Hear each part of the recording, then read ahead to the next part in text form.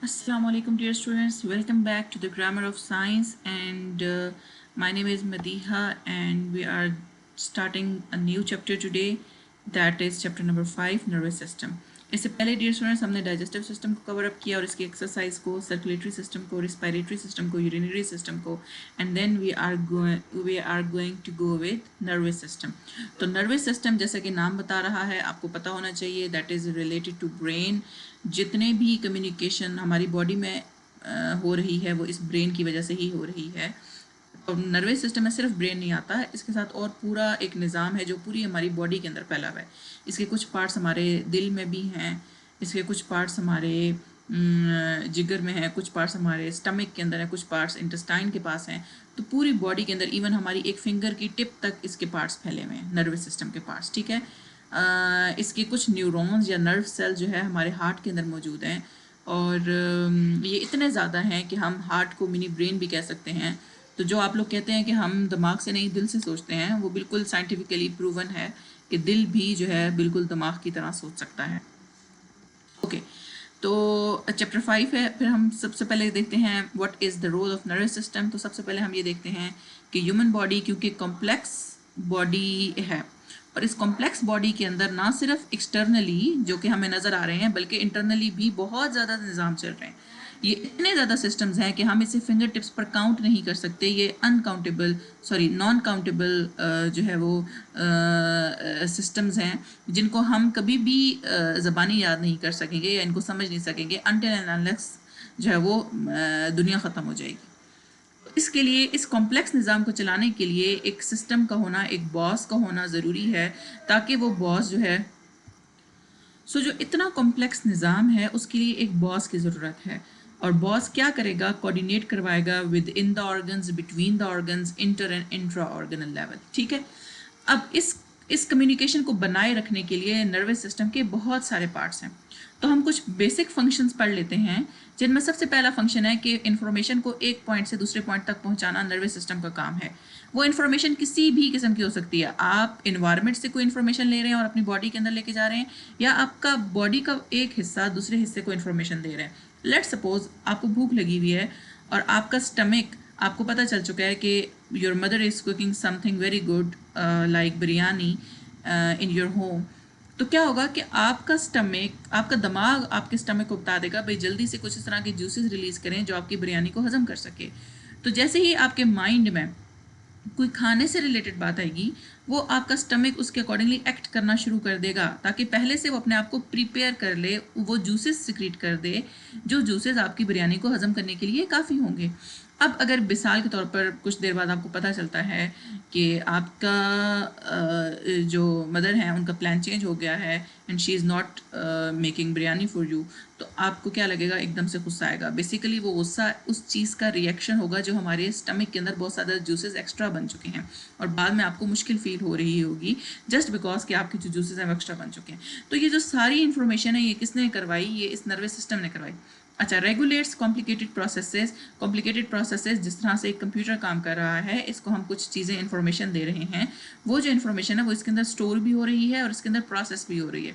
बिल्कुल इसी तरह से हमारा दिमाग भी कंप्यूटर की तरह काम करता है जो ना सिर्फ खुद सोच सकता है, और खुद सोचने की प्रॉपर्टी अभी तक किसी के पास भी नहीं आई. अभी AI आया हुआ है लेकिन उसके पास भी ह्यूमंस की तरह की सोचने की प्रॉपर्टी नहीं है. तो इंसान को जो चीज़ अशरफुल मखलूक़ात बनाती है दैट इज़ थॉट्स, सोचने का प्रोसेस, और फिर उस चीज़ को सेव करना, स्टोर करना. ये डिपेंड करता है पर्सन टू पर्सन. बेबीज़ में और तरह की मेमोरी होगी, बड़ों में और तरह की, बूढ़ों में और तरह की. ठीक है. फिर कंट्रोल इनवॉलेंट्री एक्शंस जो कि हमारे इख्तियार में नहीं होते, we can not control them. ठीक है. हम कंट्रोल नहीं कर सकते लेकिन हमारा दिमाग कंट्रोल करेगा. जैसे एकदम से हम ब्लश करना शुरू कर देते हैं, शर्माना, स्वेटिंग यानी पसीने का आना, या ब्लिंकिंग यानी आंख का झपकना, ये हमारे कंट्रोल में नहीं है. ठीक है. तो ये इनवॉलंटरी एक्शंस हैं जो हमारा दिमाग खुद से परफॉर्म कर रहा है. जैसे लेट सपोज आपको एकदम से कोई चीज़ बहुत गर्म लगे और आपका हाथ एकदम पीछे आ जाता है, आप सोचते नहीं है कि ओ जी ये गर्म लग रहा है, चले मैं अपना हाथ पीछे हटा लेती हूँ. नहीं, आपका दिमाग ऑटोमेटिकली आपके मसल्स को ऑर्डर देगा कि हाथ अपना पीछे खींच लें ताकि आप उस जलने से बच सकें. तो कुछ ऐसी चीज़ें हैं जो हमारा दिमाग हमारे लिए कर रहा है. Track internal and external condition भी ट्रैक करेगा हमारी बॉडी को पता है कि हमारे अंदर क्या क्या बीमारियां मौजूद हैं। एंड एक्सटर्नल कंडीशन तो ऑब्वियसली आपको पता है, आप एनवायरनमेंट में कैसे कैसे जो है वो एक्ट कर रहे हैं, वो सब कुछ पता है। नेक्स्ट हमारे पास है रोल ऑफ सेंस ऑर्गन। तो सेंस ऑर्गन आपको पता है 5 है। आईज, ईयर्स, नोज, टंग, स्किन, जहाँ से आप देख सकते हैं, सुन सकते हैं, स्मेल कर सकते हैं, चख सकते हैं या फिर टच फील कर सकते हैं। इन सब सेंसेस का काम ये है कि ये इन्फॉर्मेशन को गैदर करते हैं, इन्फॉर्मेशन को इकट्ठा करते हैं। जब ये इन्फॉर्मेशन को इकट्ठा कर लेंगे तो ये दिमाग को भेजेंगे ताकि वो इसको प्रोसेस करे, वो उसको समझे कि वो क्या है, वो इस रिजल्ट को इंटरप्रेट करेगा। ठीक हो गया। अब जैसे आपकी टीचर ने आपको टेस्ट दिया तो आप सारे इन्फॉर्मेशन इकट्ठी करके उस टेस्ट पेपर पर लिखाते हो। टीचर क्या करता है, उसको इंटरप्रेट चेक करता है, उसको चेक करता है कि आपने क्या लिखा, आया आपने जो चीज़ लिखी पेपर के ऊपर वो ठीक थी क्या गलत थी, या उसके मुताबिक टीचर ने किस तरह से आपको मार्क्स देने हैं या कितनी आपके साथ मेहनत करनी है। तो दिमाग वही टीचर वाला काम कर रहा है, that is basically interpreting all the information that is being given by these senses. आपको पता है हमारे पास 5 सेंसेस हैं, ठीक है, मे भी कुछ और सेंसेस हों जिनका अभी हमें नहीं पता, लेकिन फिलहाल 5 हैं। तो नेक्स्ट हमारे पास आ गया कोऑर्डिनेशन। तो बॉडी क्या करेगी, इन सब के अगेंस्ट कोऑर्डिनेशन करेगी। जैसे आंख ने अगर कुछ देखा तो दिमाग उसको प्रोसेस करके हमें बताएगा कि आंख क्या देख रही है। अदरवाइज एक बच्चे को कुछ नहीं पता कि ये नीला रंग था या पीला रंग था, लेकिन जब हमें सीखा, हमें हमारे पेरेंट्स ने बताया किस तरह के ये कलर्स हैं और इस तरह की अच्छी चीज़ है, इस तरह की बुरी चीज़ है, तो अब ऑटोमेटिकली हमें वो अच्छी बुरी लगना शुरू हो जाती है। इसी तरह से ईयर्स ने जो सुना, यानी कान ने जो सुना, वो हम प्रोसेस करेंगे, हमें पता चलेगा, वरना हमें क्या पता ई आ लूला इस तरह की बातों का क्या मतलब है। चाइनीज़ कुछ और लैंग्वेज बोल रहे हैं, हम कुछ और लैंग्वेज बोल रहे हैं, लेकिन हमारे जो कान हैं इनको दिमाग ने प्रोसेस करना है, तो दिमाग को पता है इस चीज़ का क्या मतलब है। Same is the case with nose. what we are smelling is being told us by our brain, और ब्रेन बताएगा कि हम क्या स्मेल कर रहे हैं, वो अच्छा है बुरा। टंग भी इसी तरह से है, स्किन भी इसी तरह से है। ठीक हो गया। नेक्स्ट स्टूडेंट्स, नेक्स्ट स्लाइड पे चलते हैं जल्दी से। तो हमारे पास रोल क्या है। पहला रोल जो है वो सेंसिटिविटी पर आता है, सेंस ऑर्गन्स पर आता है। अभी मैंने आपको बताया we are having 5 sense organ. हर सेंस ऑर्गन जो है वो एक रिसेप्टर, रिसीवर के तौर पे काम करेगा। जिस तरह यहाँ पर आंख लगी हुई है, विच मीन ये इन्फॉर्मेशन रिसीव कर रही है, ठीक है, तो सेंस कर रही है ना इन्फॉर्मेशन। तो सेंसिटिविटी सबसे पहले आ जाएगी, that is every organism has sense. कोई भी ऑर्गेनिज्म, आप लिविंग ऑर्गेनिज्म देखेंगे उसके पास सेंस होगा। अमीबा है, उसको कहीं से फीलिंग आ रही है, उसने उस तरफ मूव करना है। कहीं से फूड की उसको स्मेल आ रही है, उसने मूव करना है। प्लांट है, उसने मूव करना है उस जगह पे जहाँ पे उसको, वहाँ पे वो अच्छा ग्रो करेगा जहाँ पे उसको पानी फील हो रहा है, ज़्यादा अच्छा धूप अच्छी लग रही है, ठीक है। इसी तरह धूप को सेंस करते हैं प्लांट्स, ठीक है। प्लांट्स के पास भी सेंस ऑर्गन्स है बाय द वे। हर किसी ऑर्गेनिज्म के पास सेंस ऑर्गन्स हैं जिनकी बेसिस पर वो अपने एनवायरनमेंट को फील कर रहा है। जिस तरह हम अपने 5 सेंसेस से अपने एनवायरनमेंट को फील करें। हमें नहीं पता हमारा मैदा कैसे काम कर रहा है, हमें नहीं पता हमारी लिवर, जिगर कैसे काम कर रहा है, हमें नहीं पता हमारा हार्ट कैसे काम कर रहा है। जस्ट हम हार्ट बीट को सुन सकते हैं जस्ट बिकॉज कि हमारी स्किन में कुछ फीलिंग आती है, ठीक है। अंदर के ऑर्गन्स के सेंस नहीं है हमारे पास, सिर्फ पेन सेंस है, यानी कि जब हमें अंदर कोई कट लगेगा तो हमें दर्द होगा तो फिर हमें पता चलेगा कि अंदर कुछ है। अदरवाइज अंदर के ऑर्गन्स जो नॉर्मली डेज में काम करें हमें उनका नहीं पता इतना अच्छा, अनटिल एंड अनलेस हमें कोई बीमारी हो जाए, हमें पेन अंदर से शुरू हो जाए, अदरवाइज हमें नॉर्मल रूटीन का नहीं पता होता, जस्ट बिकॉज के अंदर के सेंस ऑर्गन्स नहीं है। अंदर सेंसरी अल्लाह ताला ने रिसेप्टर्स नहीं प्रोवाइड किए, बाहर रिसेप्टर्स हैं, जैसा कि हमारी आंख, हमारे कान, हमारी नाक, हमारी टंग। So these receptors will catch the information and this information will be directed to brain and brain will tell us what type of sensitivity we are getting from our environment, right? Next हमारे पास है stimuli। तो stimuli या stimulus बाहर का वो action है जो ये सेंसरी ऑर्गन सेंस कर रहा है। जैसे हम कुछ देख रहे हैं, which means देखना, जो चीज़ देख रहे हैं that is stimulus, और देख कौन रहा है, आंख देख रही है, तो आंख will be the sensory organ, ठीक। अब स्टिमुलाई किसी भी फॉर्म में हो सकता है, हमें किसी बात पे गुस्सा आ सकता है, हमें किसी बात पे प्यार आ सकता है, हम एनवायरनमेंट में कुछ अच्छा सेंस कर सकते हैं, कुछ बुरा सेंस कर सकते हैं, any change in the environment, ठीक है। हमें कुछ गर्मी लग रही है, दैट इज़ अ स्टिमुलाई। हमें सर्दी लग रही है, दैट इज़ अ स्टिमुलाई। हमें किसी ने थप्पड़ मारा है, दैट इज़ अ स्टिमुलाई। हमें कोई चीज़ गर्म लगी है, दैट इज़ अ स्टिमुलाई। हमें प्यास लगी हुई थी, हमने पानी का गिलास देखा, दैट इज़ अ स्टिमुलाई, ठीक। रिस्पॉन्स क्या है, हम इस एक्शन के अगेंस्ट रिस्पॉन्स दें। हमें प्यास लग रही थी, हमने पानी का गिलास उठा लिया। हमें गर्मी लग रही थी, हमने फ़ैन ऑन कर लिया, या हमारी बॉडी ने पसीना बनाना शुरू कर दिया। हमें सर्दी लग रही थी, हमने हीटर ऑन कर लिया, या हमारी बॉडी कांपना शुरू हो गई just to make heat energy in our body. तो इसी तरह से रिस्पॉन्स वो एक्शन होगा जो हम उस सेंसरी ऑर्गन के रिएक्शन में प्रोवाइड करेंगे। अच्छा, रिसेप्टर क्या करेगा, इस स्टिमुलाई को डिटेक्ट करेगा। रिस्पॉन्स ज़रूरी नहीं कि यही दे। जैसे आँख ने कोई चीज़ देखी तो ज़रूरी नहीं आँख आगे बढ़कर जो है वो पानी का गिलास उठाए, नहीं। हम हाथ जाएगा पानी का गिलास उठाने, ठीक है, और चल के पहुंच जाएंगे। तो बेसिकली स्टिमुलाई जिस चीज़ ने दिया और जिस रिस्पॉन्स स्टिमुलाई जिस चीज़ ने लिया वो रिसेप्टर कहलाएगा, लेकिन रिस्पॉन्स जिस चीज़ ने दिया वो रिसेप्टर से अलग हो सकती है। सम टाइम रिसेप्टर होगी, सम टाइम रिसेप्टर से अलग। आपके हाथ पे कोई भी चीज़ चुभी है या आपके हाथ को कुछ भी गर्म लगा है तो आपने वो स्टिमुलाई अपने हाथ से लिया है, तो रिसेप्टर कहाँ पे लगे होंगे? आपके हाथ पे लगे होंगे, लेकिन आपका रिस्पॉन्स क्या था? आपका हाथ पीछे हुआ है। इस केस में रिसेप्टर और रिस्पॉन्स सेम हो गए, यानी हाथ रिसीव भी कर रहा है और रिस्पॉन्स भी दे रहा है। हाथ को ही पीछे खींचा है ना, किसी और बॉडी पार्ट को तो नहीं पीछे खींचा, खुद ओवरऑल पीछे हो गए, लेकिन बेसिकली तो आपने हाथ को पीछे खींचा है। रिसेप्टर और रिस्पॉन्स इस केस में सेम हो गए। लेकिन अगर आपकी आंख ने कुछ देखा कि कहीं आग लगी हुई है और आपने उधर से दूर भागना है, तो आंख कभी भी भाग के नहीं जाएगी, बल्कि आपके पाँव भाग के जाएंगे। विच मीन्स इस केस में रिसेप्टर तो आंख थी, लेकिन रिस्पॉन्स कहाँ से आया? आपके पाँव से आया। ठीक हो गया? तो response will be the reaction to that stimulus. जैसे आग लगी हुई है तो स्टिमुलाई आग होगी, रिएक्शन आपका ये रिस्पॉन्स आपका पाँव दे रहे हैं। इफेक्टर्स क्या होंगे? इफेक्टर्स बेसिकली मैंने आपको जैसे बताया कि अच्छा, यहाँ पर बेसिकली वो टाइप्स ऑफ रिसेप्टर होंगे जो कि ये रिस्पॉन्स देंगे। जैसा कि इफेक्टर में, जैसे मैंने अभी आपको पाँव की एग्जांपल दी, पाँव विल बी इफेक्टर, ठीक है। ये जो जो रिस्पॉन्स है, जो भी रिस्पॉन्स आएगा वो इफेक्टर्स की तरफ से आएगा। स्ट्रक्चर दैट गिव रिस्पॉन्स, जैसे मसल्स हो गए, अब जैसे कुछ हार्मोन्स रिलीज हुए, जैसे मैंने आपको बताया आपकी अम्मी ने बिरयानी बनाई, आपके स्टमक के अंदर ऑटोमेटिकली वो चीज़ें, जूसेस रिलीज होना शुरू हो गए। ग्लैंड्स ने, किसी ने एचसीएल रिलीज़ किया, किसी ने प्रोटीन डाइजेस्टिंग एंजाइम रिलीज़ किए, तो ये सारा म्यूकस रिलीज हुआ, ये सारे ग्लैंड्स काम करें। आपके मुंह में पानी आया, आपकी थूक बनी, स्लाइवा बना, that is your making, that will be release by your glands. तो ये सारा देखें, यहाँ पर एक गिलास है, आंख ने देखा, सेंस किया, सेंसरी ऑर्गन गए दिमाग के पास, दिमाग ने इसको इंटरप्रेट किया भाई गिलास का पानी है, और मोटर न्यूरॉन्स ने वापस आके मैसेज दिया, और यहाँ पर इफेक्टर्स ने मसल्स को ऑर्डर दिया, और मसल्स ने ये पानी का गिलास उठा लिया, मसल्स और बोन ने मिलकर। ओके, तो बेसिक ऑर्गेनाइजेशन यही रहेगी। स्टिमुलाई आएगा, रिसेप्टर उसको कैच करेगा, और ये रिसेप्टर इन न्यूरॉन्स के थ्रू जाएगा दिमाग तक, दिमाग या नर्वस सिस्टम के पास, और ये इसको सेंस करके बताएगा भाई हमने क्या करना है, तो ये वापस आएगा इस इफेक्टर तक और रिस्पॉन्स इसको दे देगा।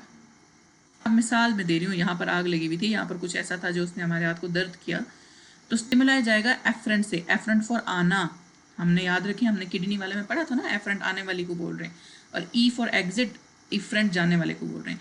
तो एफरेंट वो नर्व्स होंगे जो आ रही होंगे दिमाग तक, ताकि हमें बता सके दिमाग कि हमने क्या करना है, इससे दूर भागना है, इसके पास जाना है। सर्दियों में गर्मी अच्छी लग रही होती है तो हम गर्म गिलास को पकड़ते हैं, प्यारा सा कप कप कप को पकड़ते हैं, ताकि हमें चाय की गर्माहट महसूस हो और हमें अच्छा लगे। लेकिन गर्मियों में वही चीज़, उसी चीज़ से हम दूर भागेंगे, तो दिमाग बताएगा कि आपने इसके पास जाना है, इससे दूर जाना है। ठीक, दिमाग के अंदर ऑटोमेटिकली फीड हुआ है, दिमाग को पता है कि कौन सी चीज़ हमें नुकसान पहुंचाएगी और कौन सी चीज़ हमें नुकसान नहीं पहुंचाएगी। और दिमाग को किसने बताया?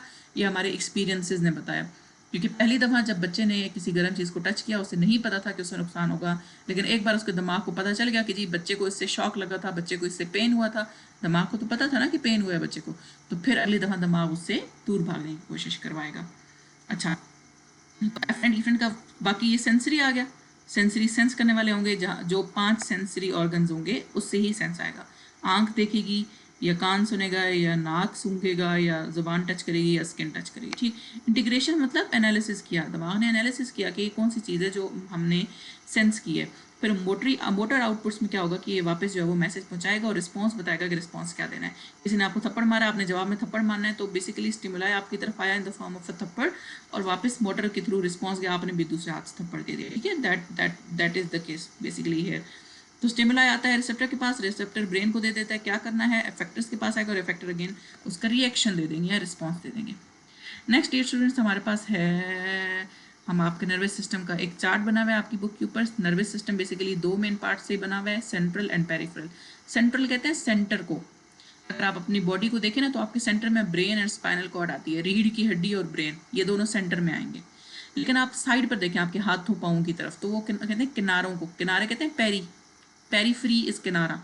तो पेरिफेरल नर्वस सिस्टम जो कोनों किनारों पर होगा, जो हाथों की तरफ और पाँव की तरफ जाएगा। अब सेंट्रल नर्वस सिस्टम तो ब्रेन है, ये हम डिटेल में पढ़ेंगे, लेकिन पेरिफेरल नर्वस सिस्टम में 2 आ जाते हैं, एक सेंसरी है, एक मोटर है।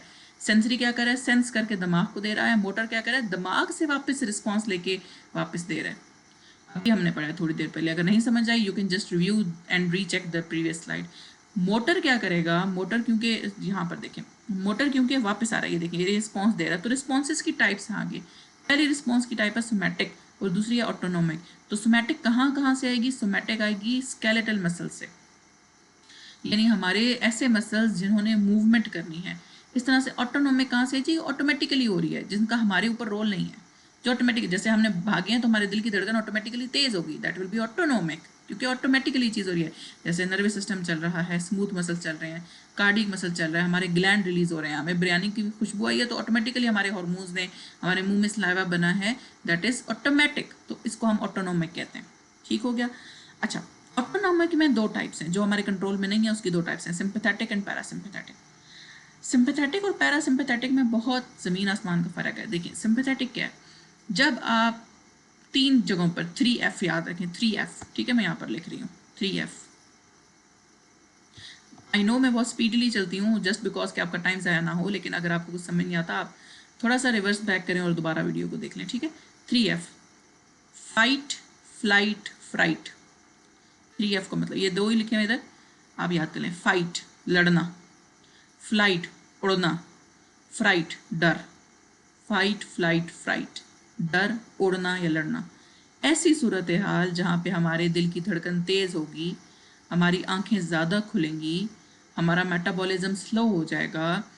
ऐसी सूरत हाल जहाँ पे एकदम से आप डू एंड डाई वाली सिचुएशन में आ जाते हैं। आपकी किसी के साथ लड़ाई होती है, आपका क्या होता है? आंखें खुल जाती हैं गुस्से से, आपके दिल की धड़कन तेज़ हो जाती है, आपके ग्लैंड्स पसीना बनाना शुरू कर देते हैं, आपको पसीना आना शुरू हो जाता है। बेशक जितनी मर्जी सर्दी हो, किसी से लड़ाई हो, पसीना ज़रूर आता है, ठीक है। और डर की सिचुएशन, आपको जैसे ही डर लगता है रात के वक्त, आपकी आंखें कितनी बड़ी खुल जाती हैं, ऑटोमेटिक है ये, आंखें खुलेंगी। आप बंद करोगे आपकी आंखें बंद नहीं होगी, लड़ाई के टाइम भी और उसके टाइम भी, लड़ाई के टाइम भी। उड़ान, जब आप उड़ान भरते हैं, आप तो खैर उड़ान नहीं भरते, परिंदे उड़ान भरते हैं, उनकी धड़कन वैसी तेज़ होती है। जब आप कभी जहाज़ में बैठे हैं, कभी एक्सपीरियंस हो, तो आपकी दिल की धड़कन ऑटोमेटिकली हाई हो जाती है। चलें वो तो एक नॉर्मल डर है, लेकिन फ्लाइट के दौरान भी यही होता है, जब आप उड़ते हैं ना तब भी सिंपैथेटिक सिस्टम एक्टिवेट हो जाता है। ये परिंदों में होता है, ठीक है। आप ना उड़ के चेक कीजिएगा सिंपैथेटिक नर्वस सिस्टम।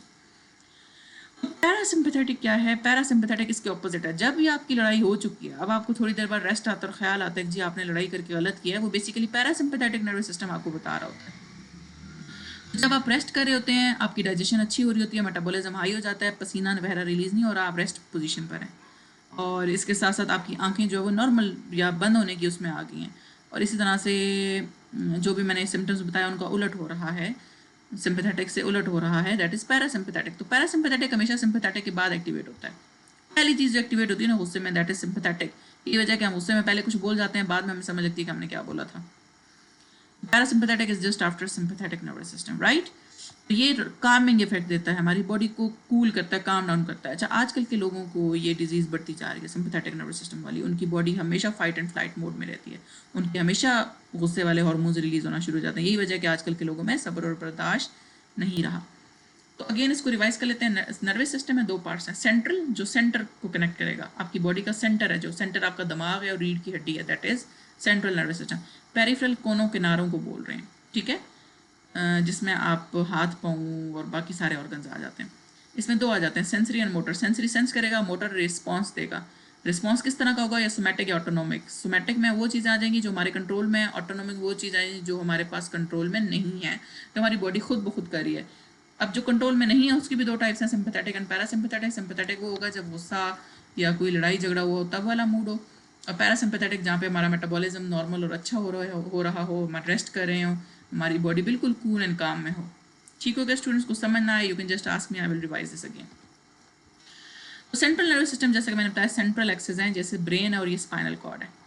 अब ब्रेन को देखें तो ब्रेन के भी कुछ पार्ट्स हैं, स्पाइनल कॉर्ड के भी कुछ पार्ट्स हैं। स्पाइनल कॉर्ड मेरे ख्याल में ब्रेन के बाद हम पढ़ेंगे, तो फिलहाल हम सेंट्रल नर्वस सिस्टम को देख लेते हैं कि सेंट्रल नर्वस सिस्टम में हमारे पास मेन है ब्रेन, और ब्रेन एक चीज़ के अंदर इनक्लोज हुआ है, एक चीज़ के अंदर, जिसको हम कहते हैं स्कल, स्कल या क्रेनियम। क्रेनियल का लफ्ज़ जो है वो सर के लिए यूज होता है, ठीक है। तीन लेयर्स हैं इसके बाहर, तीन मेनिंजेस हैं, मेनिंजेस कहते हैं लेयर्स को, मेम्ब्रेन्स को। इसके बाहर तीन लेयर्स हैं, ठीक है, और तीन लेयर्स ने बेसिकली इस दिमाग को प्रोटेक्ट किया हुआ है, कहीं से झटके से हमारा सर लगे तो हमारा सर जल्दी फटे ना, दैट इज मेनिंजेस, ठीक है। और इसके अंदर जो है वो जो ये हमारे पास है रीढ़ की हड्डी है, इसके अंदर हमारे पास सेरिब्रोस्पाइनल फ्लूइड है, और सेरिब्रोस्पाइनल फ्लूइड के अंदर जो है वो हमारे पास कुछ ऐसे स्टेम सेल्स मौजूद हैं जो हमारी पूरी बॉडी के सेल्स बनाते हैं। ये बहुत इंपॉर्टेंट है, ठीक है। अच्छा, तो नेक्स्ट हमारे पास है जी ये ब्रेन, और ब्रेन के मल्टीपल पार्ट्स हैं, 3 पार्ट्स हैं बेसिकली। सामने वाला जो हिस्सा है, जो हमारे माथे का हिस्सा है, दैट इज़ फोर ब्रेन। फिर हमारा जो पीछे वाला हिस्सा है, दैट इज़ हाइंड ब्रेन, और इन दोनों के दरमियान में मिड ब्रेन आ जाता है, ठीक है। ये फोर ब्रेन है, ये हाइंड ब्रेन, और ये मिड ब्रेन आ जाता है। डियर स्टूडेंट्स, नेक्स्ट हमने पढ़ना है डिवीजन ऑफ ब्रेन, लेकिन हम इसको नेक्स्ट लेक्चर में पढ़ेंगे। आज के लिए इतना ही काफ़ी है। Thank you so much. अल्लाह हाफिज़।